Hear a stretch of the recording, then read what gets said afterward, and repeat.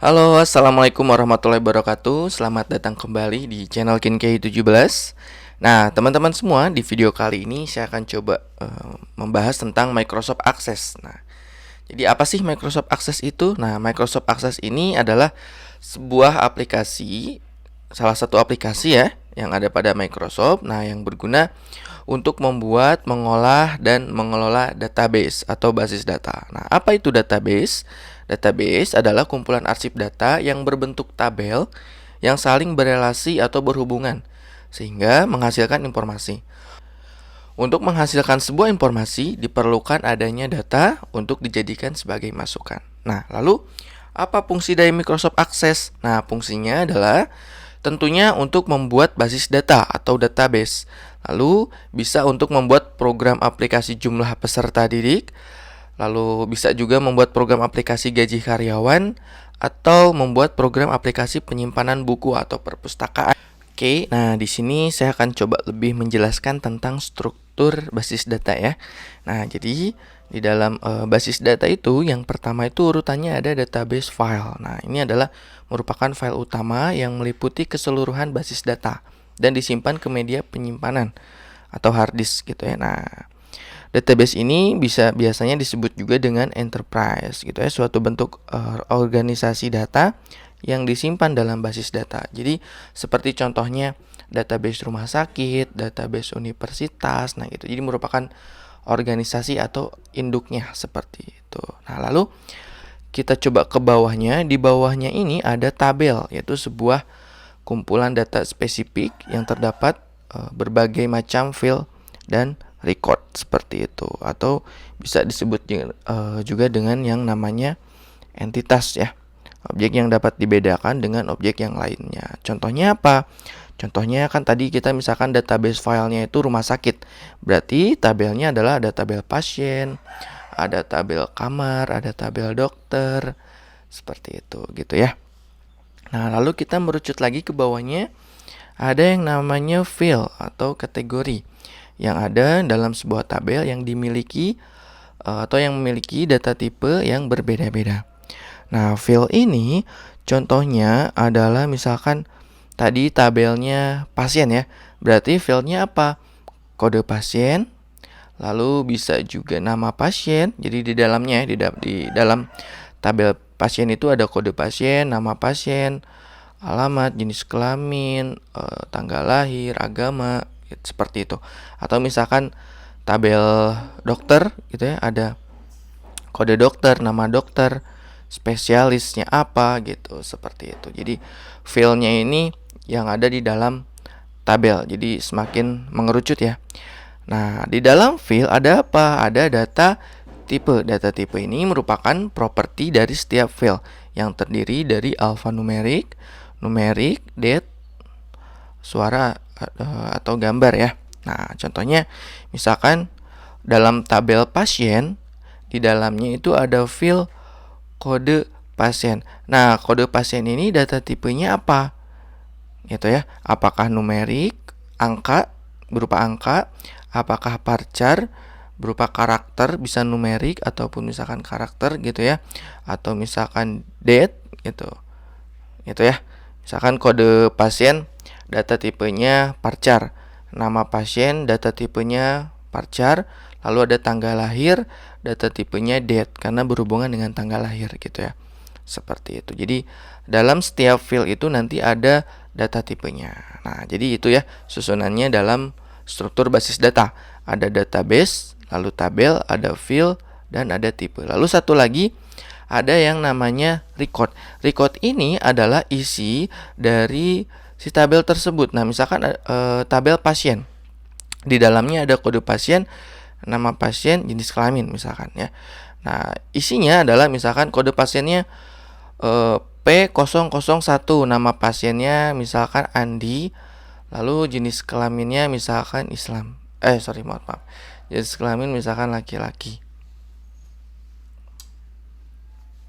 Nah, jadi untuk record ini adalah isi dari si data tabel tersebut. Misalkan dalam tabel pasien itu ada kode pasien, nama pasien, jenis kelamin. Misalkan contoh 3 aja dulu. Nah, recordnya berarti Untuk kode pasiennya isinya adalah P001.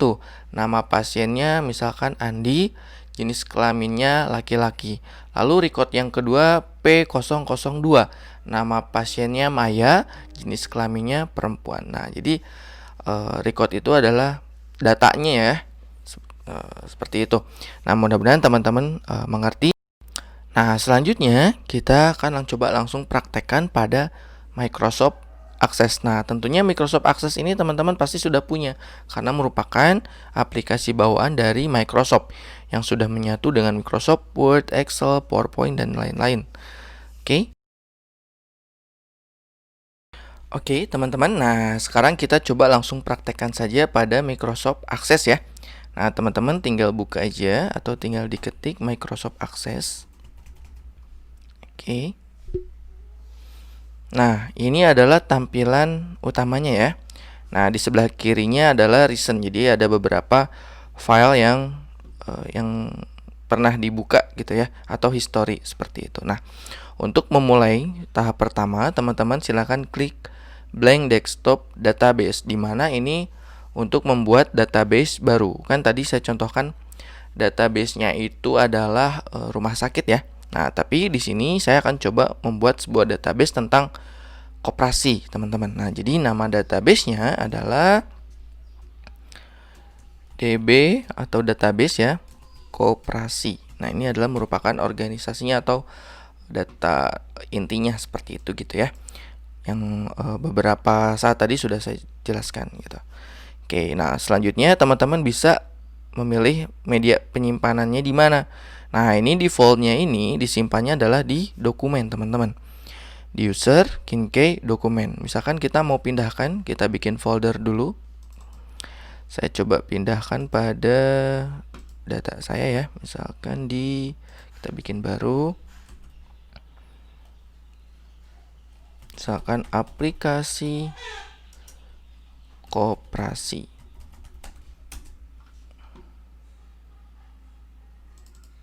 Oke, nah saya coba simpan di sini. Nah, setelah itu kita coba create. Oke, nah database-nya sudah dibuat ya. Namanya adalah DB Koperasi. Nah, teman-teman, setelah bikin database, tadi struktur basis datanya apa selanjutnya adalah membuat tabel gitu ya. Nah, caranya adalah dengan create. Nah, ada menu create di sini. Silahkan rekan-rekan pilih yang tabel design. Tinggal klik saja. Nah, file name-nya, nah di bawah urutan tabelnya ada file name ya, yang tadi contohnya saya tabel pasien, di dalamnya ada kode pasien dan nama pasien. Nah, di sini karena saya tentang koperasi, maka saya akan coba membuat tabel barang. Yang di file-nya itu ada kode barang ya. Oke. Nah, data tipenya short text saja karena saya mengisinya nanti merupakan karakter huruf ya, seperti itu. Nah, lalu setelah kode barang ada nama barang. Oke, ini juga short text. Nah, di bawahnya sebenarnya ada file size ya, atau jumlah karakter yang diinputnya. Kalau misalkan file size ini kita rubah menjadi 10, maka nanti record yang diinputkan pada tabel barang, misalkan Citato gitu ya. Nah, itu nggak tahu 10 karakter atau bukan ya. Citato ini itu baru 6 karakter, berarti masih muat. Tapi kalau misalkan lebih dari 10, misalkan Silver Queen rasa strawberry seperti itu, nah itu nggak akan muat karena file size-nya hanya 10. Jadi mungkin hanya beberapa karakter saja yang masuk. Misalkan hanya Silver Queen rasa, nah itu aja, strawberry-nya nggak akan ke bawah karena file size-nya kita batasi gitu ya. Nah, ini nggak kita rubah saja, biarkan default-nya ya. Nah, setelah nama barang, lalu ada apa lagi? Ada satuan ya. Satuan juga short text karena di dalamnya isinya mungkin antara pieces atau enggak set gitu ya. Seperti itu contohnya. Lalu ada harga. Nah, untuk harga ini karena berbentuk angka, maka pilihnya number. Nah, pilihnya number ya. Nah, kita atur lagi di file size-nya, misalkan oke, ada long integer, ada double, ada single gitu ya. Nah, teman-teman, tentunya ini berbeda-beda ya. Ada yang dibulatkan, contohnya misalkan long integer pasti dibulatkan. Kalau double, nah ini di belakang komanya masih di bawah. Misalkan 2,3 betul ya, 2,3. Nah, 3-nya itu masih ada. Tapi kalau misalkan long integer jadi angka 2. Nah, 3-nya tidak terbawa seperti itu ya. Nah, ini kita pilih harga number aja ya. Seperti itu. Atau kalau nggak number, currency deh gitu ya. Karena berhubungan dengan mata uang seperti itu. Nah, formatnya kita rubah menjadi currency atau rupiah gitu ya. Oke, nah seperti ini ya. Oke, kita beri nama. Nah, di sini teman-teman tinggal klik kanan pada tabel ini, lalu pilih save. Klik kanan, save. Namanya adalah tabel barang. Oke, nah di sini harus merekomendasikan primary key ya. Nah, jadi primary key ini adalah sebuah kode unik ya, teman-teman. Nah, jadi fungsinya adalah untuk aturan di mana fungsinya ini membedakan antara baris satu dengan baris lainnya gitu ya, yang ada pada tabel dan bersifat unik. Jadi kayak seperti kode unik gitu ya. Misalkan untuk nama barang Silver Queen itu kodenya apa? Misalkan B001. Nah, untuk Citato tentunya itu harus beda lagi. Jangan B001, berarti B002 seperti itu. Nah, atau logikanya ya kita sendiri gitu ya, tentunya memiliki nick gitu ya pada KTP yang tentunya nick itu tidak akan sama dengan siapapun walaupun dalam satu keluarga gitu ya, kecuali kalau nomor kakak, nah itu baru sama ya. Kalau misalkan masih mau dianggap keluarga gitu ya. Oke, hanya misalkan nicknya yang beda, pasti tidak akan ada yang sama. Nah, berikut juga dengan kode barang, kita akan coba jadikan sebagai kode unik, yaitu primary key, dikunci kodenya gitu ya, seperti ini. Caranya gampang, tinggal klik saja lalu pilih primary key ya. Untuk menghilangkannya tinggal diklik lagi saja. Nah, ini udah hilang lagi gitu ya. Oke, kita kasih primary key, kita simpan. Namanya adalah tabel barang. Oke. Nah, kita sudah buat tabelnya ya. Filenya pun sudah kita buat, diantaranya ada kode barang, nama barang, satuan, dan harga. Data tipenya juga sudah tadi ya. Nah, sekarang kita inputkan recordnya. Oke, caranya tinggal double klik saja pada tabelnya. Oke, kita input recordnya. Misalkan B001 Silver Queen. Satuannya peaches. Harganya misalkan 12.000. Nah, seperti ini. Nah, ini tidak boleh sama tentunya karena sudah di primary key. Kita coba sama ya. Bisa apa tidak? Harusnya tidak bisa. Citato peaches harganya mahal banget ya, Silver Queen 120.000. Oke, ini 80.000 misalkan. Nah, ini ada peringatan nih. Oke, bahwa ada duplicate data gitu ya. Nah, di sini sama karena B001. Nah, primary key ini juga bisa memudahkan kita adalah mencari data. Contoh misalkan kita mencari nama barang, ada Citato rasa barbecue, ada Citato rasa ayam panggang, misalkan seperti itu. Nah, kita dengan mudah mencarinya sesuai dengan kode barang, gitu ya, seperti itu. Atau misalkan mencari nama deh, gitu ya, di Disduk Capil misalkan. Kita coba ketika nama Siska, tentunya banyak sekali nama Siska yang muncul di situ. Ada Siska Azhari, ada Siska Kurniawan, Siska Lestari gitu ya. Tapi kalau misalkan ada kodenya, ada kode-kode uniknya, tinggal kita ketikkan aja kode uniknya. Kita enter, pasti data yang muncul itu adalah data yang sebenarnya, Siska yang sebenarnya gitu ya. Nah, seperti itu ya teman-teman ya. Berarti ini harus kita bedakan nih. Oke.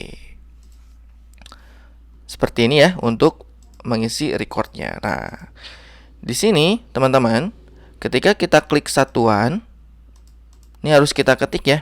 Kita pengennya ini sebagai pilihan gitu ya. Ada pitches, misalkan ada set atau apa, kita buat ya. Oke, kita close dulu. Di sini kita coba klik kanan ke design view.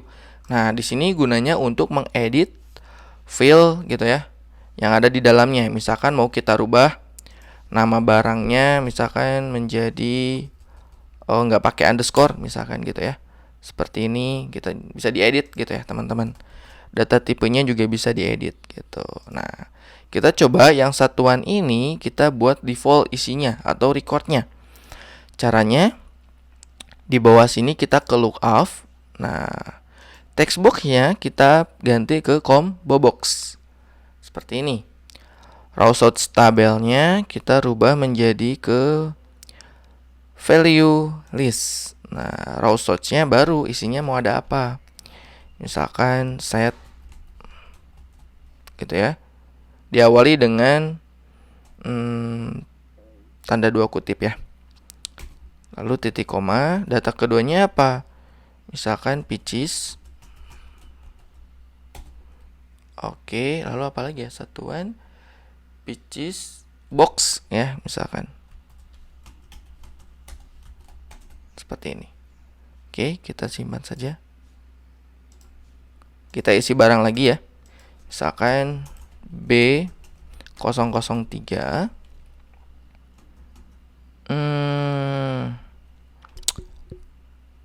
apa ya, coki-coki ya misalkan. Gak tahu penulisannya seperti apa ya, maafin kalau misalkan ada penulisan salah gitu ya. Nah, di sini satuannya kita bisa pilih karena sudah di set tadi. Mau set, mau pitches, mau box katanya. Oke, kita pilih yang box saja. Satu boxnya itu 10.000 misal. Ini enggak rasional ya, Citato 8.000. Kita rubah menjadi 8.000.